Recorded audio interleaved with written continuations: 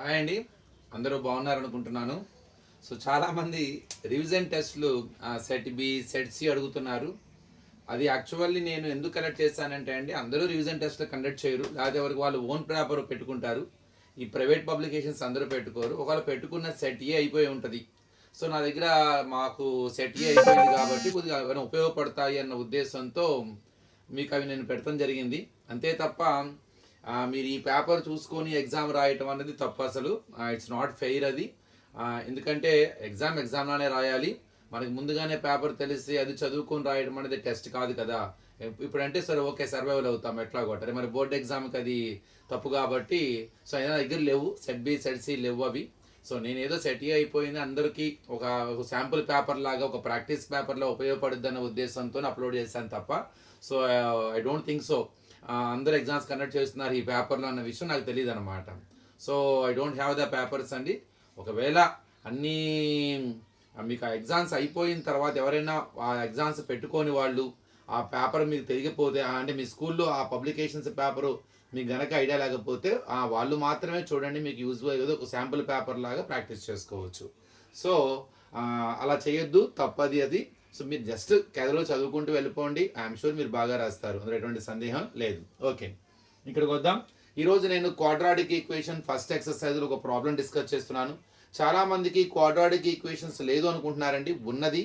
First exercise మొత్తం ఉన్నదండి, ఇది కన్ఫర్మ్. మీరు ఆ ఫస్ట్ ఎక్సర్సైజ్లో సెకండ్ బిట్లో ఉన్న 4 క్వశ్చన్స్ కూడా బాగా ప్రాక్టీస్ చేయండి. ఒక సిచ్యువేషన్ ఇస్తారు, దాన్ని క్వాడ్రాటిక్ ఈక్వేషన్ లా కన్వర్ట్ చేయమంటారు. మనకు 4 ఉంటాయండి, ఇందులో అది 4th క్వశ్చన్ అనమాట. A train travels a distance of 480 kilometre at uniform speed. If the speed had been 8 kilometre per 1 hour less, then it would have taken 3 hours more to cover the same distance. ఒక train 480 kilometre distance ఒక uniform స్పీడ్తో వెళ్తూ ఉంటుంది. ఒకవేళ గనక ఆ speed had been 8 kilometre per 1 hour less, so 1 అవర్కి 8 kilometre per 1 hour ఆ స్పీడ్ తగ్గితే గనక it would have taken 3 hours more to cover the same distance. జనరల్గా తన యూనిఫామ్ మామూలుగా రోజు వెళ్ళే స్పీడ్తో పోల్చుకుంటే వెళ్తే జర్నీకి ఆ టైం పట్టిన టైంకి ఒక 8 కిలోమీటర్ పర్ 1 అవర్ స్పీడ్ తగ్గినప్పుడు ట్రావెల్ చేస్తే గనక ఇంత మామూలు రోజు పట్టే జర్నీ కన్నా 3 అవర్స్ ఎక్కువ పడుతుంది.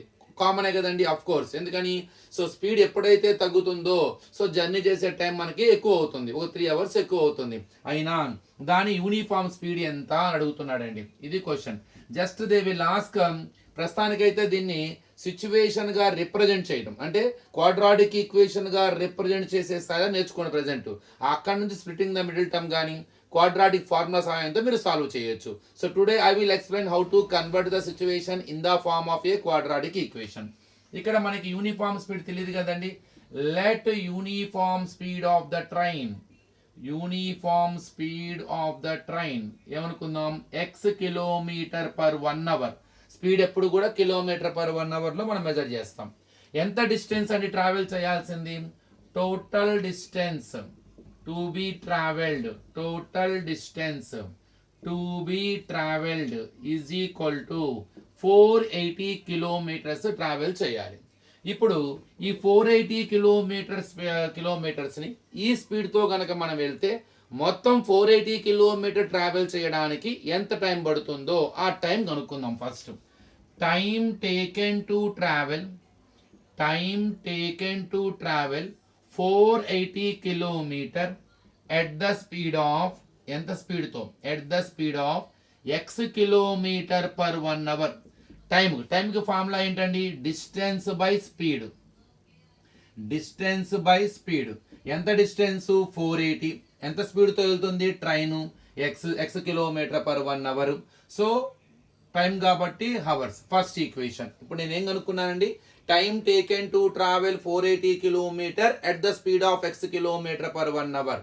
To find out the time, so we have the relation between time, distance, so speed. Time is equal to distance by speed, అంటే 480 బై x.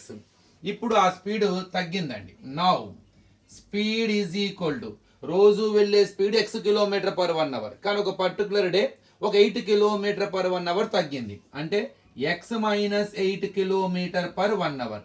మరి ఇప్పుడు ఇదే స్పీడ్తో గనక ఆ 480 కిలోమీటర్స్ ట్రావెల్ చేస్తే ఇంతకన్నా ఎక్కువ పట్టాలి కదండి, ఆ టైం కనుక్కుందాం. So time taken to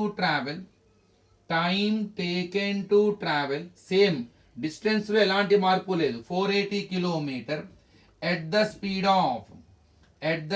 of x minus 8 kilometre per 1 hour. Formula distance by speed, time కనుక్కోవడానికి డిస్టెన్స్ బై స్పీడ్. ఎంత distance? There is no change in the distance 480, but speed has been reduced from 8 x kilometre to x minus 8 kilometre. 8 తగ్గింది, x minus 8. So take it as second equation. So ఇక్కడ నేను రెండు journeys కనుక్కున్నానండి, రెండు timings కనుక్కున్నాను. First x kilometre per 1 hour speed, uniform speed తో వెళ్తే 480 kilometre travel చేయడానికి పట్టిన టైం కనుక్కున్నాను, అది 480/x. ఒకవేళ స్పీడ్ తగ్గితే ఒక 8 కిలోమీటర్ పర్ 1 అవర్ తగ్గినప్పుడు అప్పుడు కనుక అదే 480 కిలోమీటర్స్ ట్రావెల్ చేయడానికి ఎంత టైం పడుతుంది? 480/x minus 8. ఎందుకు టైం కనుక్కున్నాను? మనకు హింట్ ఇస్తున్నాడు. It would have taken 3 hours more. So ఇంతకు ముందు అంటే ఎప్పుడైతే స్పీడ్ తగ్గి ట్రావెల్ చేసామో, సో రోజు పట్టే టైంతో కంపేర్ చేసుకుంటే 3 అవర్స్ ఎక్కువ అంట. అంటే ఏంటి? ఈ స్పీడ్తో వెళ్ళినప్పుడు పట్టిన జర్నీ టైంకి ఈ స్పీడ్తో వెళ్ళినప్పుడు పట్టిన టైం జర్నీకి డిఫరెన్స్ ఎంత ఇచ్చాడండి? 3 అవర్స్. ఇది దీనికన్నా 3 అవర్స్ ఎక్కువ. సో ఆ టైం డిఫరెన్స్ ఇచ్చాడు కాబట్టి నేను ఇక్కడ టైం కనుక్కున్నాను అనమాట. So given difference in time interval, ఎక్కువ అన్నా తక్కువ అన్నా డిఫరెన్సే కదండి. Difference in time interval 3 hours అండి, అది మొత్తం 3 అవర్స్. ఈ రెండు టైమింగ్స్ కి డిఫరెన్స్ 3 అవర్స్. ఏది ఎక్కువ టైం తీసుకుంటుందండి? ఎప్పుడైతే మనం స్పీడ్ తగ్గించి ట్రావెల్ చేసామో it will take more time. So to travel the 480 kilometre, ఇది హయ్యర్ వాల్యూ, ఇది ఎక్కువ, దీనికన్నా ఎక్కువ. ఎంత ఎక్కువ? సో 3 ఎక్కువ. ఎక్కువ తక్కువ అన్న మైనస్ ఏ కాబట్టి 480/x minus 8 minus 480/x is equal to 3 hours. ఇదేమో x minus 8 కిలోమీటర్ స్పీడ్తో వెళ్ళినప్పుడు పట్టిన టైము, ఇదేమో x కిలోమీటర్ పర్ 1 అవర్ స్పీడ్తో వెళ్ళినప్పుడు పట్టిన టైము. వాటి మధ్య డిఫరెన్స్ 3. ఎందుకు ఇది ముందు రాసాం? హయ్యర్ వాల్యూ ఎక్కువ ఇందులో. సో స్పీడ్ తగ్గినప్పుడు పట్టిన జర్నీ ఎక్కువ ఉంటుంది కాబట్టి. సో సింప్లిఫికేషన్, ఎల్సిఎం చేయండి. రెండు product x of x minus 8. When the product of denominators is LCM, shortcut LCM cross multiplication.